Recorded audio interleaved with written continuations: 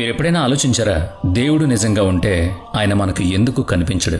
ఆయనే ఈ సృష్టికర్త అయితే ఆయన ఉన్నాడని చెప్పే ఆధారాలు ఎందుకు స్పష్టంగా లేవు? వేల సంవత్సరాలుగా మనుషులు గుడులు, మసీదులు, చర్చిలు, ధ్యాన కేంద్రాల్లో ఆయన కోసం వెతుకుతూనే ఉన్నారు. అయినా సరే ఎవరికీ ఆయన దర్శనం కాలేదు.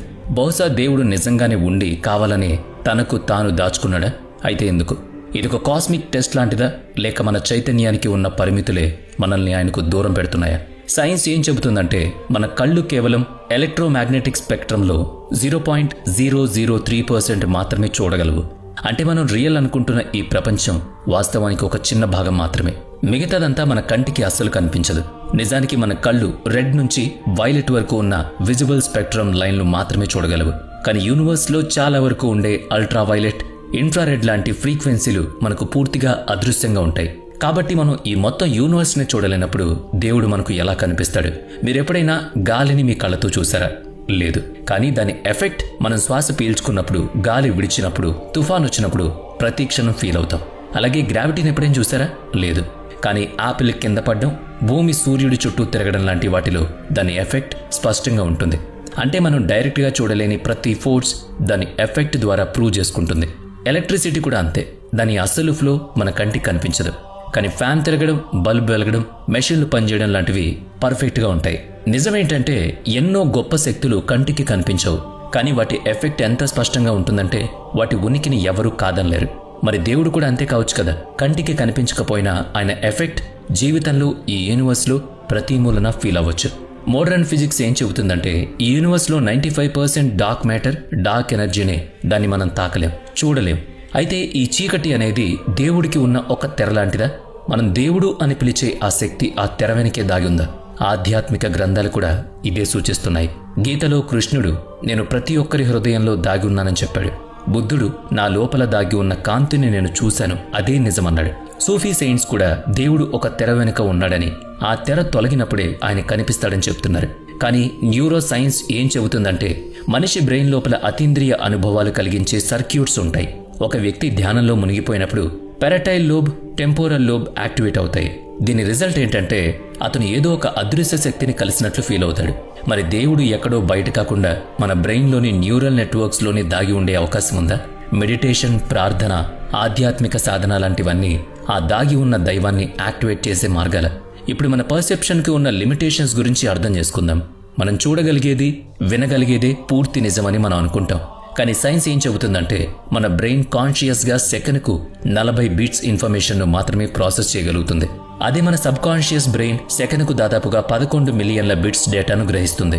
ఇప్పుడు మన సెన్సెస్కు ఉన్న లిమిటేషన్స్ గురించి మాట్లాడుకుందాం. మన కళ్ళు కేవలం 400 నుంచి 700 నానోమీటర్ల వేవ్ లెంత్ ఉన్న లైట్ను మాత్రమే చూడగలవు. అంతకంటే తక్కువ ఉన్న అల్ట్రావైలెట్ను గాని, ఎక్కువ ఉన్న ఇన్ఫ్రారెడ్ను గాని మనం చూడలేం. మన చెవులు 20 హెర్ట్జ్ నుంచి 20 హెర్ట్జ్ మధ్య ఉన్న సౌండ్ను మాత్రమే వినగలుగుతాయి. 20 హెర్ట్జ్ కంటే తక్కువ ఉంటే ఇన్ఫ్రాసౌండ్, 20 హెర్ట్జ్ కంటే ఎక్కువ ఉండే అల్ట్రాసౌండ్ వేవ్స్ మనకు కనిపించవు, వినిపించవు. అంటే మన సెన్సెస్ ఈ యూనివర్స్లో ఒక చిన్న భాగాన్ని మాత్రమే గ్రహించగలవు. మిగతాదంతా మన అవగాహనకు అందకుండా దాగుంటుంది. కాబట్టి మన సాధారణ సెన్సెస్కు అందని ఒక హై ఫ్రీక్వెన్సీ రియాలిటీలో దేవుడు కూడా ఉండుండొచ్చు కదా?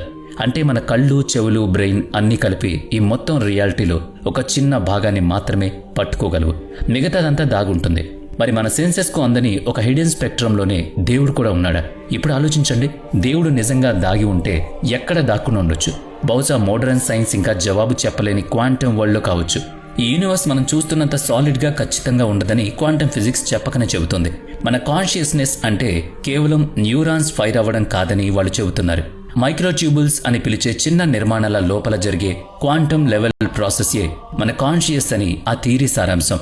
అంటే మన కాన్షియస్నెస్ కూడా క్వాంటమ్ లాంటిదే అన్నమాట. స్పేస్, టైం తమ రూల్స్ మార్చుకునే ఆ క్వాంటమ్ లెవెల్లోనే దేవుడు దాగి ఉన్నాడా? క్వాంటమ్ ఎంటాంగిల్మెంట్ కూడా ఒక మిస్టరీనే. అందులో 2 పార్టికల్స్ మిలియన్ల కాంతి సంవత్సరాల దూరంలో ఉన్నా సరే వెంటనే ఒకదానితో ఒకటి కనెక్ట్ అవుతాయి. డివైన్ ఫిలాసఫీలో దీన్ని డివైన్ హిడెన్నెస్ ప్రాబ్లం అని అంటారు. దేవుడు నిజంగా ఉంటే ఆయన ఎందుకు దాగి ఉన్నాడు అని శతాబ్దాలుగా తత్వవేత్తలు ఈ ప్రశ్న అడుగుతూనే ఉన్నారు. ఆయనకు అంత ప్రేమ, దయ ఉంటే తనను తాను డైరెక్ట్గా ఎందుకు చూపించుకోడు? ఇక్కడ ఇంకో పెద్ద ప్రశ్న వస్తుంది. దేవుడు నిజంగా ఉంటే ఆయన మనకు ఎందుకు కనిపించడు? కొంతమంది ఫిలాసఫర్స్ దీని గురించి ఒక ఆసక్తికరమైన వాదన వినిపిస్తున్నారు. ఒకవేళ దేవుడు తనను తాను డైరెక్ట్గా మనకు చూపించుకుంటే మనుషులకు ఫ్రీ విల్ లేదా స్వేచ్ఛ అనేది ఉండదు. అప్పుడు మనం ఆయనతో ప్రేమతో భక్తితో కాకుండా భయంతో బలవంతంగా నమ్మడం మొదలు పెడతాం. స్కూల్లో ఎగ్జామ్ జరిగేటప్పుడు టీచర్ క్వశ్చన్ పేపర్ ఇచ్చి పక్కకు వెళ్ళిపోతారు. ఒకవేళ ఆ టీచర్ అన్ని జవాబులు చెప్పేస్తే ఇక ఆ ఎగ్జామ్కు అర్థం ఉండదు కదా. బహుశా దేవుడు నియమం కూడా ఇదే కావచ్చు. మన అన్వేషణకు ఒక అర్థం ఉండాలని, మన ప్రయాణం రియల్గా సాగాలని ఆయన అలా దాగున్నాడేమో. న్యూరో సైన్స్ ప్రయోగాలు కూడా అదే మిస్టరీని సూచిస్తున్నాయి. బెంజమిన్ లిబెట్ చేసిన ఫేమస్ స్టడీస్ ఏం చెబుతున్నాయంటే, మనం ఒక పని చేయడానికి కొన్ని మిల్లీ సెకండ్ల ముందే మన బ్రెయిన్లో నిర్ణయం తీసుకునే సిగ్నల్స్ యాక్టివేట్ అవుతాయి. అంటే కొన్నిసార్లు మన ఫ్రీ విల్తో మనమే ఒక నిర్ణయం తీసుకున్నామని అనుకుంటాం, కానీ రియాలిటీలో మన బ్రెయిన్ ముందే దాన్ని ఫిక్స్ చేస్తుంది. మనకున్న ఫ్రీ విల్ నిజానికి మనం అనుకున్నంత ఫ్రీ కాదేమో. ఇది కూడా ఆ అదృశ్య దేవుడి ఆటలో ఒక భాగం కావచ్చు. ఇక అసలైన సత్యం ఒకటి తెర వెనుక దాగి ఉందని వేదాంతం చెబుతోంది. ఆ తెర తొలగుతున్నప్పుడు అంతా కాంతివంతంగా మారుతుంది. దేవుడు ఒక తెర వెనుకున్నాడని, ఆ తెర తీసినప్పుడు ఆయన మాత్రమే కనిపిస్తాడని సూఫీ సెయింట్స్ అంటారు. మనం హిడెన్ గాడ్ అని పిలుస్తున్న ఆ అసలైన రియాలిటీ అక్కడే బయటపడుతుంది. భగవద్గీతలో శ్రీకృష్ణుడు నేను ప్రతి ఒక్కరి హృదయంలో దాగున్నానని చెప్పినట్టు. ఒకసారి ఆలోచించండి, ప్రేమను మీరు ఎప్పుడైనా కళ్ళతో చూసారా? లేదు కదా. కానీ నవ్వులో, త్యాగాల్లో, బంధాల్లో, లోతుల్లో దాని ఇంపాక్ట్ చాలా చాలా ఫీల్ అవుతాం. ప్రేమ అనేది కంటికి కనిపించదు, కానీ అది జీవిత గమనాన్నే మార్చేస్తుంది. అలాగే దేవుడు కూడా కంటికి కనిపించని ఒక పవర్. ఆయన కళ్ళకు కనిపించకపోయినా ఆయన ఎఫెక్ట్ ప్రతి చోట ఫీల్ అవ్వచ్చు. ఇప్పుడు ఈ విషయం గమనించండి. ఈ యూనివర్స్లో ఒక అదృశ్యమైన ఆర్డర్ ఉందని ఐన్స్టీన్ అన్నారు. అటామిక్ లెవెల్లో భాష కూడా కవిత్వంలా మారిపోతుందని నీల్స్ బోర్ నమ్మాడు. సైన్స్ లోతుల్లోనే దేవుడున్నాడని హైజెన్బర్గ్ విశ్వసించాడు. ఇక కృష్ణుడు, బుద్ధుడు ఇలా ప్రతి ఒక్కళ్ళు కూడా అలా హిడెన్ లోకంలోనే ఉన్నారు. మన పర్సెప్షన్ లిమిట్స్ ఉన్నాయని సైన్స్ అంటుంది. కాన్షియస్నెస్కు ఒక లిమిట్ ఉందని చెబుతోంది.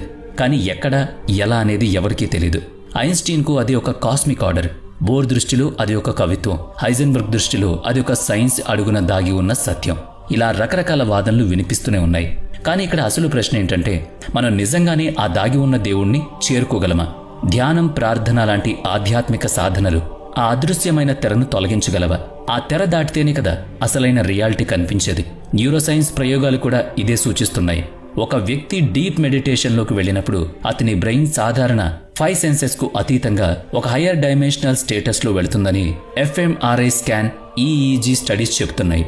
ఆ సమయంలో గుండె, బ్రెయిన్ ఒక కోహరెన్స్ స్టేట్లో వెళతాయని హార్ట్ మ్యాథ్స్ ఇన్స్టిట్యూట్ పరిశోధన చెబుతోంది. అదొక కనిపించని కాస్మిక్ థియరీలో వెళుతోందని వాళ్ళు అంటున్నారు.